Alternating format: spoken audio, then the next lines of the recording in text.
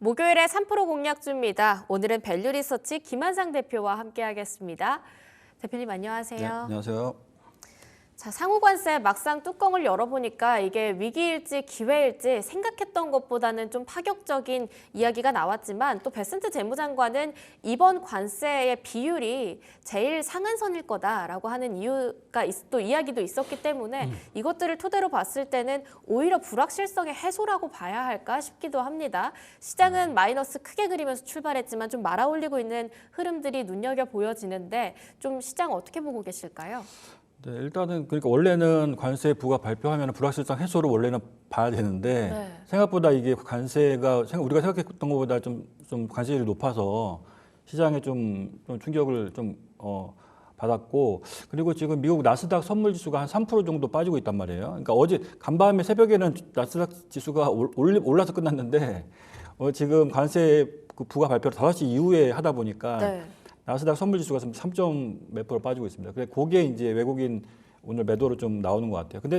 근데 이제 생각보다 수급적으로 보면은 오늘 저는 외국인 그 매도가 좀 진정이 되는 게 중요하다고 봤는데 코스닥이 지금 낙폭을 좀 많이 줄이고 있죠. 그래서 네. 외국인이 오늘 아까 잠깐 순매수 들어갔다가 지금 44억 47억 정도밖에 매도를 안 하고 있어요. 코스닥은.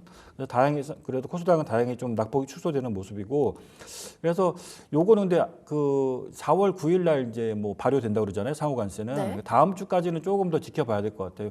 지금 이렇게 관세율을 좀 세게 때렸다가 나중에 조금 또 협상을 통해서 좀 조정할 수도 있으니까. 그래서 베트남 같은 경우도 지금 삼성전자가 지금 베트남 공장이 있단 말이에요. 그래서 근데 베트남 관세율이 지금 40%가 넘어가기 때문에 좀 삼성전자도 오늘 좀 하락하고 있고 현대차도 지금 오늘 신저가인데 그런 부분이 좀 하여튼 단기적으로 좀 충격이 있는 거는 사실인데 코스닥은 좀 버티고 있다는 거. 그리고 요게 지금 왜 이렇게 빠지는 게 공매도가 시작됐기 때문에 오히려 관세를 빌미로 해서 공매도 세력들이 자동차나 반도체, 일부 바이오 쪽으로 공격이 들어오고 2차 전지까지 포함해서, 그러니까 공매도 시행하고 맞물려 가지고 수급이 조금 더 꼬였다. 그렇게 보고 있습니다. 근데 그 공매도 세력들은 이런 또 악재를 또 이용하니까요. 예. 근데 한 다음 주 한 4월 9일까지 좀 더 추가적으로 지켜봐야 되겠어요. 그리고 나머지 현대차 관련 부분은 좀 더 다시 또 말씀드리겠습니다. 아, 현대차 관련 부분이요. 저도 좀 궁금하긴 합니다. 오늘 현대차 1% 정도, 1% 정도 빠지고 있는데요. 기아도 마찬가지로 한 1% 정도의 마이너스. 25% 관세에 대해서 원래 이미 지난주부터 발표가 있었고 또 영구적이다. 자동차 관세는 영구적이다. 이렇게 하면서 못 박은 부분이 있기 때문에 비교적 다른 섹터에 비해서 안정적이라고 봐야 할까요? 하지만 부품주들도 오늘 좀 많이 빠지고 있거든요. 네. 현대차 흐름은 어떻게 보시나요? 현대차가 일단은 오늘 또 신저가 흐름인데 1%대 빠지고 있죠. 그래서 근데 보면은 이 수급적으로 보면 외국인들은 지금 현대차, 기아차를 팔고 있어요. 요즘에 한 3, 4일 정도 계속 팔고 있더라고요. 네. 근데 보니까 대차 잔고가 많이 늘었어요. 현대차가요? 현대차, 기아차 둘 다요. 그걸 보면 수급적으로 보면 요즘에 시장이 힘든 게 왜 그러냐면 공매도가 시작됐기 때문에 개인 투자자분들이 힘든 게 뭐냐면 옛날에는 수급을 매수가 들어오는지 어떤 이슈나 뉴스만 보면 되는데 수급이 실적하고, 근데 요즘은 내 종목에 대차 잔고나 공매도가 나오는지까지 체크해야 되니까 네. 그게 더 힘든 거죠. 투자자분들이.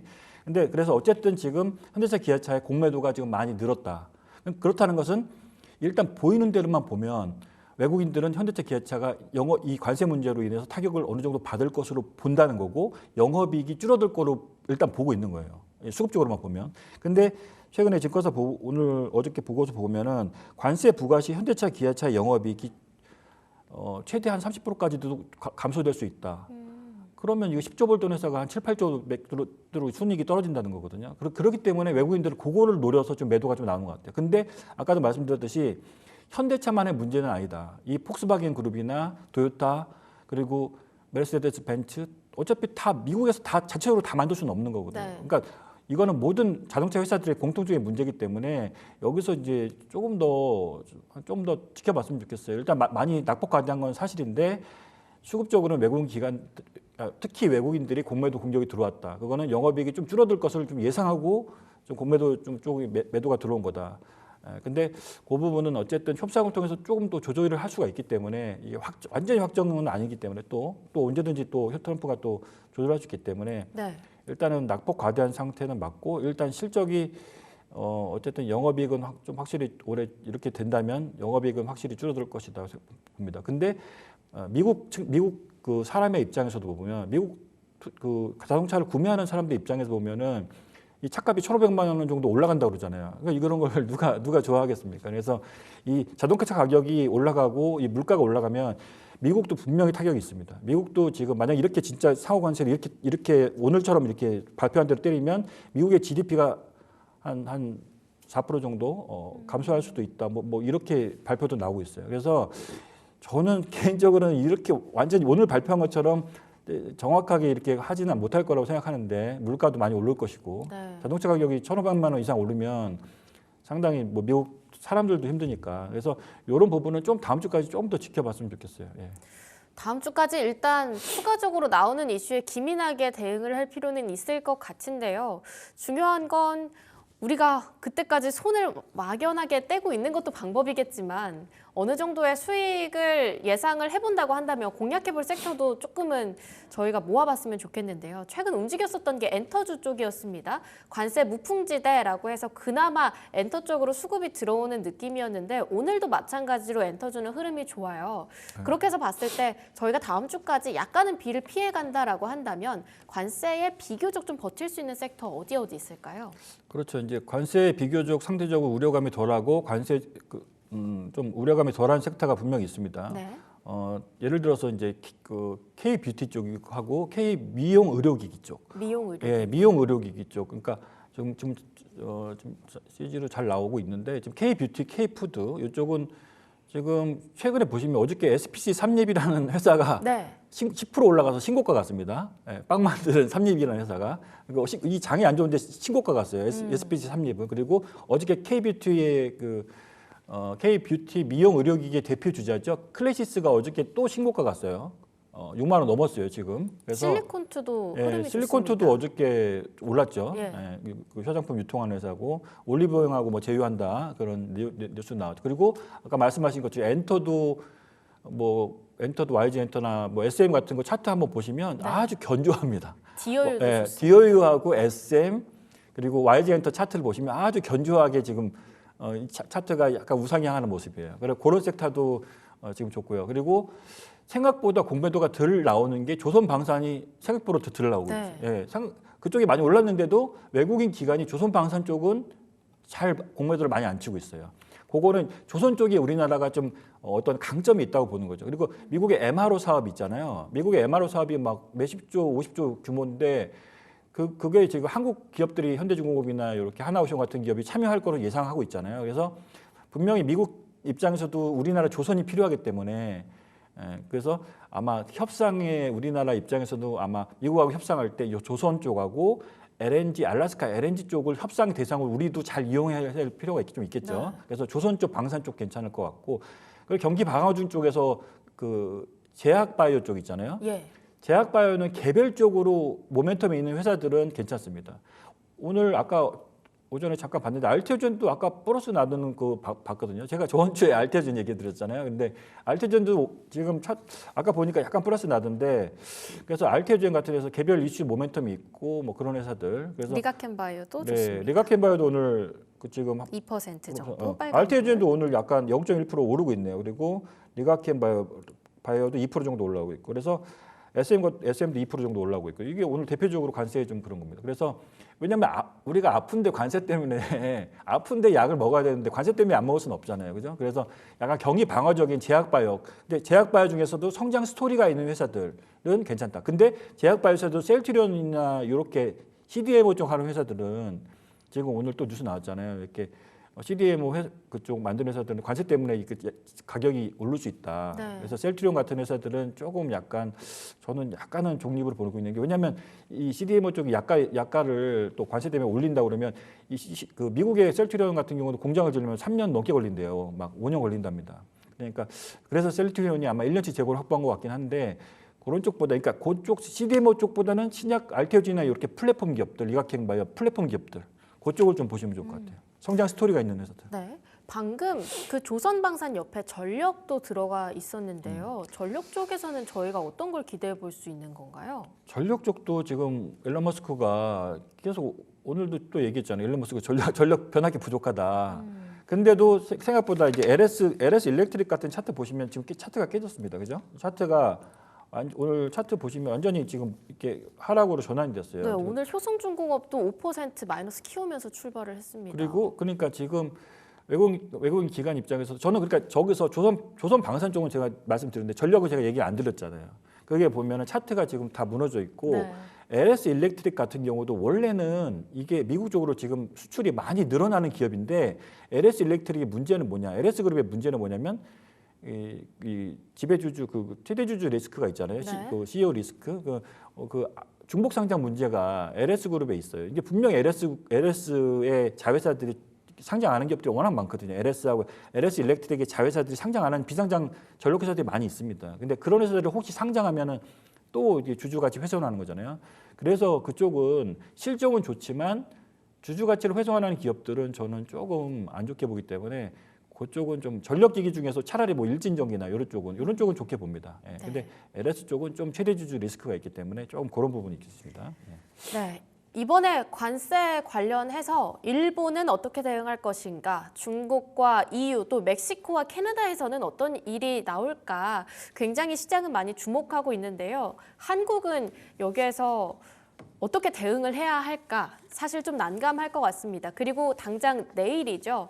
윤석열 대통령의 탄핵 선고 관련한 결과가 나오게 될 텐데 좀 이런 것들에 대해서는 어떻게 대응을 해야 할지 저희가 전략을 세울 수가 있을까요? 일단 내일 그 11시 헌재 탄핵 선고도 상당히 중요합니다. 네. 왜냐하면 우리가 그 헌재가 탄핵 선고한다고 4월 4일 날 발표했을 때 갑자기 투자 심리가 살아나면서 외국인 기관들이 매수가 들어왔거든요. 코스닥 쪽으로 해서. 그래서 수급이 갑자기 좋아졌단 말이에요. 근데 이제 4월 4일 날 뭐 어떤 결과가 나올지 모르지만 내일 결정도 중요하겠죠. 그래서 내일 만약에 인용이 나온다면 오히려 주식 투자자 입장에서는 인용이 나오는 게 좀 더 유리하지 않을까 생각이 듭니다. 왜냐하면 인용이 나오면 어쨌든 뭐 새로운 정권에 대한 기대감이 있기 때문에 또 새로운 또 투자 심리가 좀 살아날 수가 있거든요. 네. 그래서 정치적인 뭐 그거랑 무관하게 어쨌든 개인 투자자 입장에서 조금 인용 쪽이 주식 투자 환경 자체는 새로운 정권에 대한 기대감이 또 부풀어 오를 수 있기 때문에 그쪽은 좀 그리고 외국인 기관들이 갑자기 또 쇼커버링이 들어올 수 있습니다. 예, 그렇기 때문에 그거 내일 11시에 한번 지켜보시면 좋을 것 같아요. 예. 네, 내일 11시에 또 추가적인 이슈들 지켜보고요. 오늘 정말 시장 혼란스러운 것 같습니다. 오늘의 시장 딱 한마디로 표현을 해본다면 어떻게 일축할 수 있을까요? 일단은 반등이 나와야 되는 시점인데 그게 조금 한타임 미뤄진 것 같고요. 그 말씀드렸듯이 외국인 공매도 세력들이 분명히 2차 전지나 이쪽을 좀 일부 반도체나 일부 바이오나 이쪽 공격이 들어가고 있어요. 그래서 그렇지만 다음 주까지는 조금 우리가 좀 버텨봐야 되지 않을까. 반등이 나올 타이밍이 됐습니다. 그래서 이 상호 관세율이나 이런 관세율이 조금만 낮게 조정이 돼도 지수는 또 급반등이 나올 수 있기 때문에 그 부분은 좀 외국인 그 매도가 진정이 되는지 외국인 수급을 매일 좀 체크를 하시면 좋겠어요. 외국인 매도가 좀 완화가 돼야 되니까. 네. 예. 알겠습니다. 자, 그러면 여러 가지 시장 대응에 대해서 한마디도 들어봤으니까요. 첫 번째 이슈 직진 바로 오픈해 보겠습니다. 네, 오늘 첫 번째 이슈 직진입니다. 국내 미용 시술 시장 초호황기. 방금 전에 K뷰티도 관세 무풍지대까지는 아니더라도 조금 일부 피해를 줄여낼 수 있는 섹터로 말씀을 주셨는데요. 어떤 포인트 주목하고 계실까요? 일단은 지금 이 피부 미용 기기가 최근에 이제 뭐 실적들이 다 좋아요. 근데 실적들이 왜 좋냐 보면은 지금 뭐 전공의 사직을 많이 한 다음에 피부과 개원이 많이 늘어났고 그러면 피부과 개원이 많이 늘어났으니까 경쟁이 심해졌을 거 아니에요. 예. 피부과 사이에서 그러면 시술 비용이 많이 낮아졌겠죠. 그렇기 때문에 외국인 관광객들이 한국에 와서 저도 놀랐어요. 한국에 와서 뭐 좀 이렇게 그 관광 비용을 뽑는다고 그러나요? 이렇게 자기네 나라보다는 여기서 피부과 시술하는 게 좀 더 싸니까 관광하면서 피부과 받으면 그걸로 이제 약간 그 관광 비용을 약간 만회하는 그런 것도 좀 있는 것 같아요. 그래서 피부과 시술이 엄청나게 지금 늘었고 지금 외국인 방한 시술이 엄청나게 늘었습니다. 그 데이터가. 그래서 그 데이터를 보면은 지금 2024년 외국인 의료 관광에 전년 대비 93%가 늘었습니다. 24년에 전년 대비. 그리고 피부과는 전년 대비 193%가 늘었어요. 외국인 피부과 진료가 전년 24년에요. 그럼 올해는 더 늘겠죠. 왜냐하면 중국인 지금 비자 면제 3분기부터 한다고 그러잖아요. 근데 지금 2분기니까 이제 3분기부터는 이제 중국인 관광객이 더 들어올 거란 말이에요. 그래서 피부 미용 의료기기가 이렇게 정배열로 클래시스 같은 게 계속 꼿꼿하게 가는 게 휴젤, 클래시스, 파마 리서치 이런 기업들의 정배열 차트로 유지되는 게 다 이유가 있는 것이다. 그렇게 수출도 잘 되고 있고요. 그래서 그런 쪽을 업황이 좋다 일단 그렇게 네. 보시면 좋을 것 같아요.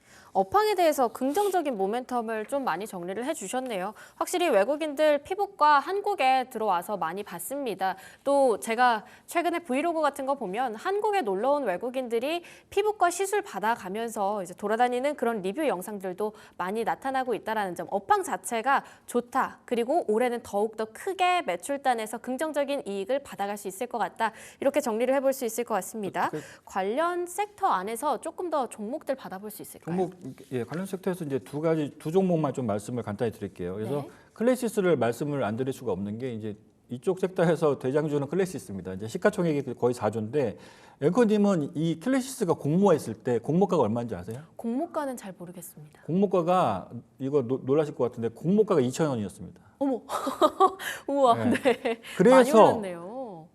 공모가가 2017년에 이거 모르시는 분도 많을 거예요. 2017년에 공모가가 2,000원이었는데 네. 지금 6만 원입니다. 네, 그러면 30배 올랐어요. 그러네요. 그래서 코스닥 시장의 희망으로 지금 클래시스나 이렇게 휴젤 같은 회사들이 올라오고 있습니다. 그래서 그러니까 클래시스는 영업이익률이 50%가 돼요. 50%. 그러니까 돈을 잘 벌고 있다는 건 이 회사의 기술력이 있다는 거죠. 우리나라의 그 슈링크 시리즈가 우리나라의 그 시장 점유율 50% 넘는다고 합니다. 그러니까 시장 어느 지배적 사업자고 그리고 약간 최근에 나온 뉴스가 이제 삼성전자가 혹시 헬스케어 사업을 강화하면서 클래시스를 인수할 수도 있다 그런 루머가 좀 있었죠. 그런 뉴스가 좀 잠깐 있었습니다. 네. 그래서 그 뉴스 때문에 막 7만 원까지 갔다가 막 5만 7천 원까지 갔다 그러는데 클래시스 그 삼성전자 인수 그 루머 아니더라도 실적이 워낙 좋고 지금 탄탄합니다. 그래서 지금 볼류머 시리즈가 지금 좀 기대감이 좀 있는 것 같아요. 그래서 그쪽은 좋고 그래서 이제 클래시스를 말씀드렸고 이쪽은 워낙 지금 잘 되고 있고 앞으로 잘 될 것이다. 3분기에 중국 사람들 많이 올 것이고 네.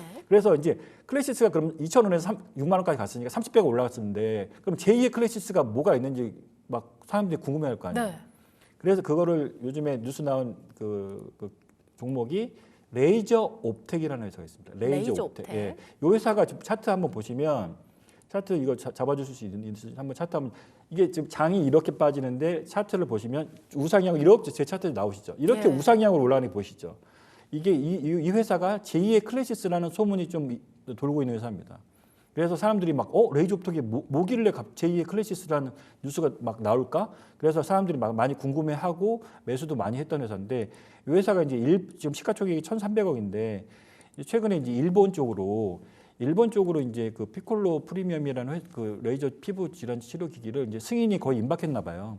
그것 때문에 좀 그렇고 이 피콜로 프리미엄이라는 회사가 그 제품이 여기 일본에서 승인 판매가 임박됐고 그래서 이 회사가 지금 그 자극적인 멘트 제2의 클래시스라는 소문 네. 때문에 지금 이게 거의 한 8,000원, 9,000원부터 이렇게 올라왔습니다. 그래서 이 종목은 시가총액이 지금 1,300억밖에 안 되기 때문에 그 클래시스가 시가총액이 4조입니다. 근데 이 회사는 시가총액이 지금 1,300억이에요.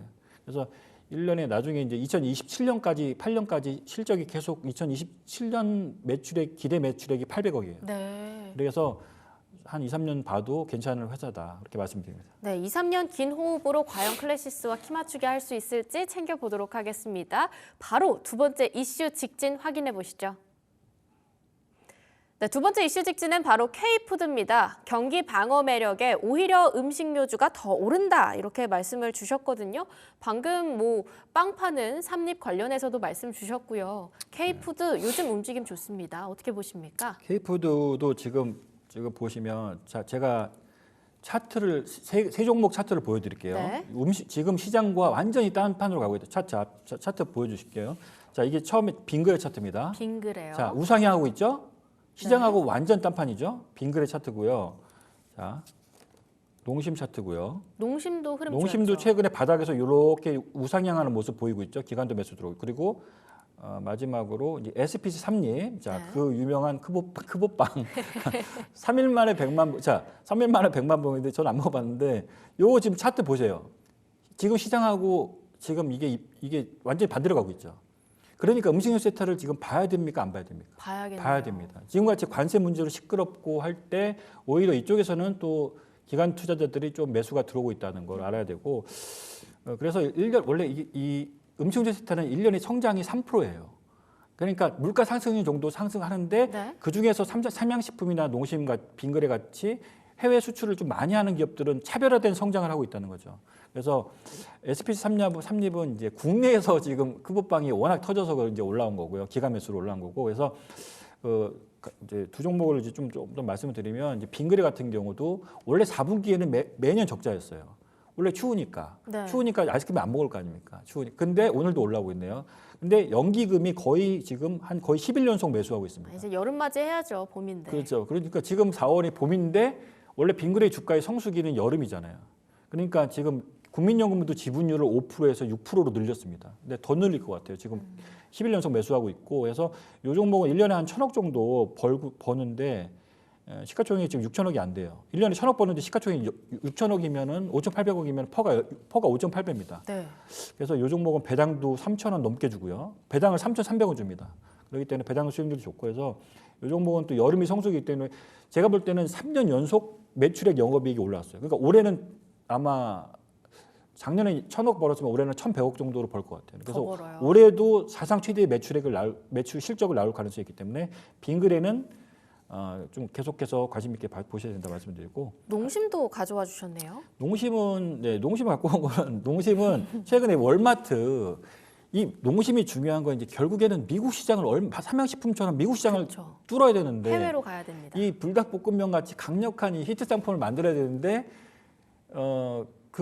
미국 사람들이 볶음면을 좀 좋아하나 봐요. 이렇게 근데 신라면 툰바가 약간 그런 볶음면인 것 네. 같아요. 그래서 그쪽으로 지금 월마트 매장이 한 5월 정도 지금부터 이제 슬슬 파는 것 같습니다. 월마트 매장에 한 5월, 6월 때 이제 본격적으로 깔리고 코스트코 매장에 또 본격적으로 한 6월 정도 깔리면 이제 아마 그 신라면 툰바가 또 소문이 나면은 또 한 2분기 정도에는 또 매출이 더 가파르게 올라갈 수 있겠죠. 그리고 농심도 지금 부산에 수출 공장을 지금 만들고 있어요. 지금 그래서 수출 전용 공장을 따로 만들었습니다. 그래서 농심도 지금 개별 재무제표 매출액 기준으로 만약에 개별 재무제표 매출액이 2조 7천억이면 1조 3천억이 해외 매출이에요. 그러니까 벌써 매출액의 50%가 이제 해외 수출로 이제 바뀌고 있단 말이에요. 원래는 40%인데 계속 수출 비중이 계속 50%까지 늘어나고 있습니다. 그래서 농심도 나중에 삼양식품처럼 이렇게 좀 더 좋은 주가가 날 수 있다는 것을 좀 알아주셨으면 좋겠어요. 네, 음식료 섹터 안에서 농심과 빙그레 당분간 눈여겨보면 좋을 것 같습니다. 3% 공략주 본격적으로 받아볼 텐데요. 우선 첫 번째로 어제부터 굉장히 이슈화되어 가고 있는 애경산업 가져와 주셨습니다. 가격 전략과 함께 포인트 하나씩 잡아볼게요. 네, 애경산업 그러니까 어저께 대량 거래가 터졌죠. 네. 그래서 원래 이 기업이 하루에 뭐 10만 주도 거래 안 되는 기업인데 어저께 300만 주 거래가 터졌어요. 그래서 300만 주 거래가 터졌는데 이제 요 매각 기대감이죠. 애경그룹의 AK홀딩스라는 회사가 지주회사인데 네. 이 회사의 부채 비율이 지금 400%까지 올라갔단 말이에요. 그러니까 애경그룹 중에서 제주항공 사태도 있었고 하다 보니까 이제 부채 비율도 올라가다 보니까 좀 이제 재무 구조 개선이 시급했던 것 같아요. 그러니까 얼마나 급했으면 이 애경산업을 팔까 생각이 되는데 이 회사가 거의 애경그룹의 거의 시초격인 회사인데 요 기업까지 팔 정도면 상당히 급했다고 볼 수가 있고 어쨌든 애경그룹 재무구조 개선하려고 파는 건데 시가총액이 4,200억인데 1년에 영업이익이 작년에 한 460억 정도 났어요. 그러니까 이 기업은 1년에 한 영업이익이 400억에서 600억 정도 꾸준히 나는 회사예요. 2080 뭐 치약 칫솔하고 케라시스 샴푸 뭐 이런 거 아시잖아요, 이거. 그리고 홈쇼핑에서 그 루나 시리즈 팔고 있고 화장품 쪽으로 그래서 화장품 관련주로도 되는데 이 기업은 이제 매각 모멘텀이 있어요. 실적도 좋고 매각 모멘텀이 있기 때문에 추가적으로 좀 상승할 여지가 있어 보입니다. 그래서 이 기업도 과거에 이게 얼마의 공모가였는지 아시면 지금 가격이 비싸다고 할 수 없을 겁니다. 옛날에 공모가가 3만 원이었어요, 제 기억에. 근데 지금 15,000원, 6,000원이니까 충분히 실적 대비 가격은 싸다. 그리고 매각 모멘텀이 있기 때문에 추후 매각 뉴스가 계속 나올 수가 있겠죠. 그래서 바닥에서 거래가 터졌기 때문에 이 종목은 이제 중기적인 가치가 목표 주가 한 19,000원 정도, 손절가 한 13,000원 정도. 예, 그 네. 정도 보시면 19,000원 정도 목표가 보시면 충분할 것 같습니다. 네, 애경산업 오늘 좀 마이너스대에서 좀 깊은 하락세 그리면서 출발했지만 꽤 말아 올리고 있습니다. 16,000원 선 지지라인 형성하는지 확인해 보고요. 목표가 19,000원까지 열어보겠습니다. 이어서 다음 공략주요. 코나아이 가져와 주셨는데 방금 전에 댓글에서도 한번 언급이 된 종목이기도 하거든요. 어떤 모멘텀 집중하고 계실까요? 네, 그러니까 코나아이 같은 경우 너무 제가 3% 공략주 갖고 왔는데 네. 아까 제가 올 때는 한 3만 원도 안 됐던 것 같은데 아침에 오전에는 그래서 이 종목은 원래 지역 화폐 아실 거예요. 이음카드 같은 지역 화폐를 우리나라 시장 점유율이 70%입니다. 그래서 과거에 이제 경기도 지역 화폐에서 엄청나게 이제 성장을 하고 돈을 번 회사예요. 그래서 우리나라 지역 화폐 그 시장의 70%니까 그러니까 이 지역 화폐 그 매출 규모가 커질수록 그 수수료를 먹는 사업 구조란 말이에요. 선불 카드로. 그래서 이 기업도 상당히 실적이 좋아서 갖고 왔는데 이 기업의 실적이 뭐 1년에 작년 실적이 한 300억 정도 나왔던 것 같아요. 지금 보시면은 그런데요, 대표님. 코나아이 목표가를 3만 원으로 가져와 주셨는데 아니죠. 33,000원이에요. 정확히 네, 보시면. 33,000원 가져와 주셨는데 현재 목표가를 이미 달성을 해버렸습니다. 18% 급등을 해서요. 혹시 추격 매수를 할까요? 아니면 아니죠. 기다려볼까요? 그러니까 어저께 종가가 28,200원이었어요. 네. 그래서 제가 오늘 아침에 원고를 보낼 때 어저께 이제 새벽에 원고를 보냈는데 그때는 33,000원 정도를 목표가를 했는데 네. 요거는 제가 말씀을 정확하게 드립니다. 3만 원을 기준으로 해서 3만 원 이하로 좀 3만 원 아래에서 3만 원을 기준선을 잡고 3만 원을 기준선을 잡고 3만 원 이하에서 웬만하면 좀 하셨으면 좋겠어요. 오늘처럼 이렇게 갑자기 오를 줄 몰랐는데 하여튼 실적은 아주 좋습니다. 1년에 300억 정도 순이익이 나는 회사예요. 그래서 좀 추가적인 또 뭐 이게 정부 정책주가 되겠죠. 이런 종목들은 이제 지역화폐 사업을 하니까 정부 예산이 늘어나면 수수료가 많이 발생하니까 이런 기업들은 좀 조정시 매수 관점으로 보시고 하여튼 3만 원 이하에서 좀 사셨으면 좋겠어요. 네, 한번 아마 변동성이 심할 겁니다. 네, 아쉽게도 새벽에 원고를 전달해 주시다 보니까 코나아이 종목 자체는 상당히 좋게 봐주셨는데 3만 원대 아래에서 접근해보는 전략으로 끌고 가보겠습니다. 오늘 남아있는 오후장은 결국 외국인의 매수세에 가장 집중해보는 게 좋을까요? 네, 외국인 매도가 좀 진정이 돼야 되고 지금 오늘 코스닥에서 지금 한 280억 정도 매도가 나오고 있고 지금 선물 매도는 1,700억이니까 생각보다 많지는 않아요. 네. 오늘 선물 매도 1,700억이니까 외국인 매도가 좀 진정이 돼야 되는데 이제 아까도 변수가 하나 더 생겼죠. 관세 말고 공매도 외국인 공매도 세력들이 어떻게 이제 포지션을 취할 것인가가 중요합니다. 이제 이 결국에 투자는 단기적으로는 수급과 실적 싸움이에요. 근데 길게 봤을 때는 결국에 투자 심리가 상당히 중요합니다. 이 외국인들도 결국에는 인간이에요, 사람이에요. 그래서 지수가 만약에 미국 시장이 턴하거나 조금 관세 문제가 좀 노이즈가 좀 줄어들거나 어느 정도 불확실성이 좀 해소되면 외국인들도 다시 쇼커버링이 들어오면서 매수로 바뀔 수도 있기 때문에 지금 여러분들이 조금 힘드실 거예요. 힘드실 테지만 이왕 조금 어느 정도 종목들을 갖고 계신다면 실적이 괜찮다면은 여러분들이 조금 더 비싸게 팔기 위해서 좀 노력을 해야 되고 외국인의 좀 포지션을 보면서 지금보다는 조금 더 비싸게 팔 기회가 아마 올 거라고 저는 생각됩니다. 그래서 조금 더 좋은 시장 흐름을 다음 주에는 좀 기대해 봐도 될 것 같아요. 예. 네, 다음 주 시장을 눈여겨보면서 일단 오늘의 시장은 조금 쉬어가 보는 전략도 괜찮을 것 같습니다. 지금까지 밸류 리서치 김한상 대표와 함께했습니다. 대표님 감사합니다.